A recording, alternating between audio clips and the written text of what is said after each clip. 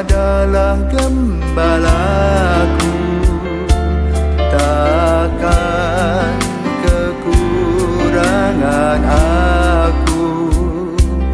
Ia membaringkan aku di padang berumput hijau. Saudara-saudara yang terkasih di dalam Kristus, selamat pagi. Salam jumpa lagi dalam Sabda Siap Saji. Jumat 10 November 2023. Peringatan Santo Leo Agung, Paus dan Pujaga Gereja. Marilah berdoa dalam nama Bapa dan Putra dan Roh Kudus. Amin. Pemimpin mulia Bapa bijaksana, yang hari ini kita peringati, kini berjaya penuh sukacita di surga baka. Pengganti Petrus mewakili Kristus, gembala umat di seluruh jagat, pemegang kunci yang menguasai pintu surgawi. Semoga kita ditolong doanya dan menerima pengampunan dosa, diantarkannya menuju ke surga menghadap Bapa. Dimuliakanlah Bapa Maha Murah bersama Putra Penebus dunia, Roh Kudus pula penghibur gereja selama-lamanya. Amin. Tuhan benteng pertahanan kami, gerejamu kau alaskan pada Petrus, wadas kukuh kuat yang takkan digoncangkan oleh serangan kerajaan maut. Semoga berkat doa Santo Leo Agung, gerejamu berdiri teguh dalam kebenaran dan tetap dilindungi dalam damai. Demi Yesus Kristus, Putramu dan pengantara kami, yang hidup dan berkuasa sepanjang segala masa. Amin. Tuhan bersamamu dan bersama roh.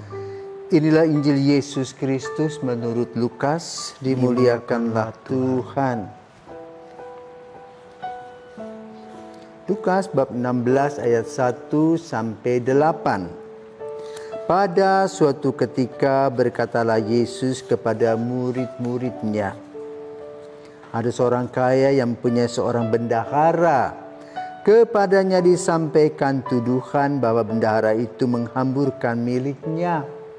Maka si kaya itu memanggil bendaharanya dan berkata, "Apakah yang telah kudengar tentang dirimu?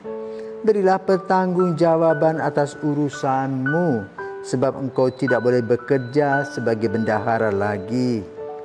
Berkatalah bendahara itu dalam hatinya, "Apakah yang harus aku perbuat? Tuanku memecat aku dari jabatanku. Mencangkul aku tidak dapat, mengemis aku malu.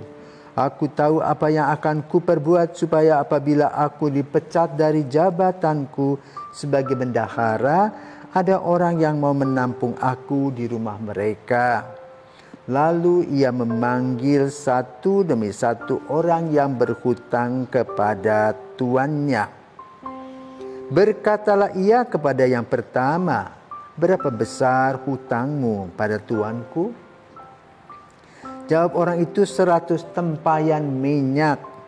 Lalu kata bendahara itu, "Inilah surat utangmu. Duduklah dan buatlah surat utang lain sekarang juga. 50 tempayan. Kemudian ia berkata kepada yang lain, "Dan saudara, berapa utangmu?" Jawab orang itu, 100 pikul gandum. Katanya kepada orang itu, "Inilah surat utangmu. Buatlah surat utang lain 80 pikul." Bendahara yang tidak jujur itu dipuji tuannya, karena ia telah bertindak dengan cerdik. Sebab anak-anak dunia ini lebih cerdik terhadap sesamanya daripada anak-anak terang. Demikianlah sabda Tuhan. Terpujilah Kristus. Romo, dari Injil yang sudah dibacakan dan sudah didengar tadi bersama-sama, Romo, kira-kira apa sih, Romo, pelajaran yang dapat kita ambil, Romo? Ya, selamat pagi Valdi dan para pirsawan. Selamat pagi, Romo. Hari ini kita memperingati Santo Leo Paus yang ke-45. Ya, dia digelari sebagai agung. Ya, ada Paus yang digelari agung, satu Paus Gregorius Agung, Nikolaus Agung, Yohanes Paulus Agung, dan Santo Leo Agung. Kenapa? Tentu berkaitan dengan kiprahnya. Nah, Leo Agung itu akan selalu dikenang ya, sebagai apa? Pemimpin yang meyakinkan Attila the Hun untuk pergi dari gerbang kota Roma selama kampanye militernya. Pada tahun 452, Attila dan pasukannya menyerang Italia dan berbaris menuju Roma. Segera saja terjadi kepanikan di mana-mana. Penduduk Roma merasa takut dan ngeri. Mereka tahu bahwa bangsa Hun telah membakar banyak kota dan membantai habis penduduknya. Untuk menyelamatkan kota Roma, Paus Leo menempuh jarak 320 km dengan menggunakan kuda untuk menghadapi Attila. Dan memujuknya untuk menarik pasukannya dan berhasil. Inilah kelebihan. Kalau tidak, kota Roma sudah dihancurkan. Untuk membangun itu kan tidak gampang. Nah, inilah kekuatan Santo Leo yang disebut agung, yang mana kita peringati pada tanggal 10 November, di mana kita di Indonesia pun juga memperingati Hari Pahlawan. Ya, sekarang kita menuju kepada Injil pada hari ini. Ya. Sebagai pemimpin, Paus dia berkuasa atas segala macam harta, keuangan, dan kuasa secara hukum. Namun jangan lupa, Paus juga mempunyai tanggung jawab kepada Tuhan Yesus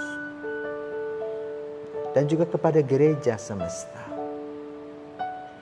Maka bacaan ditampilkan pada hari ini bukan untuk mencela Paus, tidak ada urusannya, tetapi bahwa mengingatkan bahwa sebagai bendahara kita harus jujur, ya, terbuka, akuntabel, ya, disiplin. Dan tidak ada di kepala kita mencuri kesempatan. Ya. Nah, Injil pada hari ini digambarkan atau menggambarkan seorang bendahara yang mencuri kesempatan. Nah, lalu ketangkap dan dia akan dipecat. Kita juga merupakan bendahara Tuhan. Kenapa? Apa-apa yang kita lakukan akan kita pertanggungjawabkan. Nah, bendahara yang cerdik ini kemudian setelah dipecat dia berkata begini, wah saya ribet saya ini.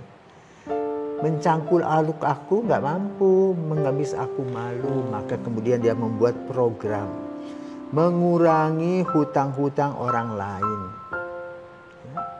Dan itu dipuji oleh bosnya. Tapi yang dia buat tidak beres.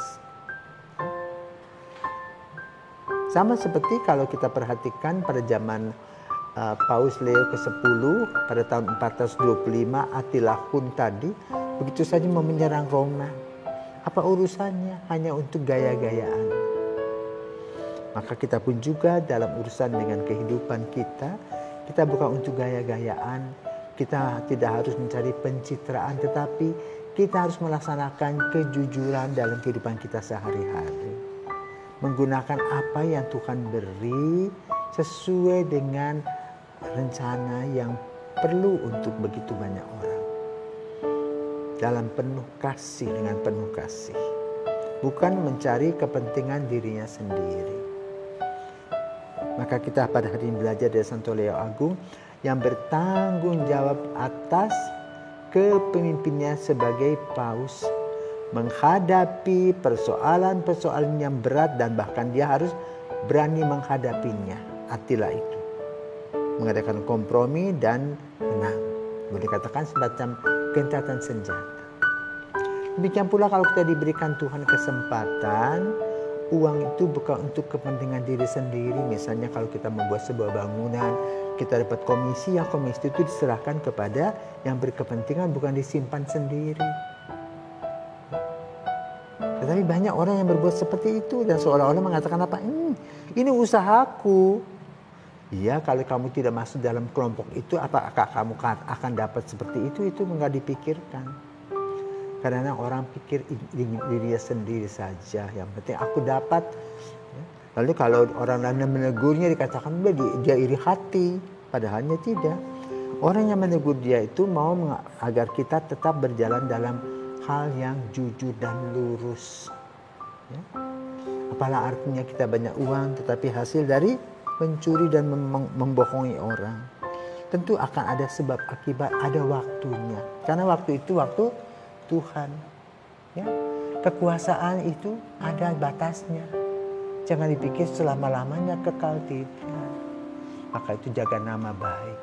Ya, martabat kita diperhatikan. Kalau diberikan tanggung jawab, berbuat dapat bertanggung jawab dengan sungguh-sungguh dalam kejujuran, kedisiplinan dan tanggung jawab yang baik. Dengan doa-doa kepada Tuhan agar kita tidak digodai oleh 3 tahta, harta, wanita. Selamat pagi, semoga kita diberkati dan juga semoga Santo Leo Agung mendoakan kita dari surga.